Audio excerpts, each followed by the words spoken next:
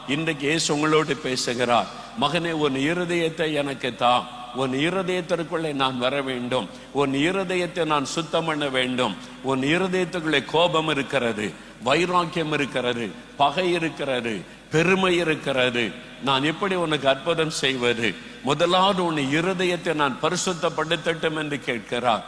அப்ப இயேசுவே என் பாவத்தை மன்னியும் என்று மனம் திரும்பி ஒப்பு கொடுக்கும் போது கண்ணுக்கு தெரியாத ஒரு அற்புதம். இயேசுடைய ரத்தம் நம்மை கழுவுகிறது, பாவமர கழுவி சுத்திகரிக்கிறது, இருதயத்துல சந்தோஷம். அப்பொழுது நம்முடைய வாழ்க்கையில சுலபமாய் அற்புதம் நடக்க முடியும். அவர் நம்மை காண்கிற ஒரு தேவன். இரண்டாவது, அந்த அற்புதத்தை கவனிக்கும் போது இயேசு அவளை கண்டுவிட்டு அப்படியே போய்விடவில்லை. இயேசு சொல்லுகிறார், மகளே, நீ எழுந்து என்னிடத்தில் வா என்று அவர் அழைக்கிறார். இயேசு அழைக்கிற ஒரு ஆண்டவர். அந்த வசனம் சொல்லுகிறதை பாருங்க. இயேசு அவளை கண்டு தம்மிடத்தில் அழைத்து, இயேசு அவளை அழைத்தார். அவர் முன்னால நின்று பிரசங்கம் பண்ணி கொண்டிருக்கிறார். நீ எழுந்து வா மகளே என்று அவர் அழைக்கிறார். ஏன் அவர் கூப்பிடுகிறார்? எதற்காக ஆண்டவர் இயேசு அழைக்கிறார்?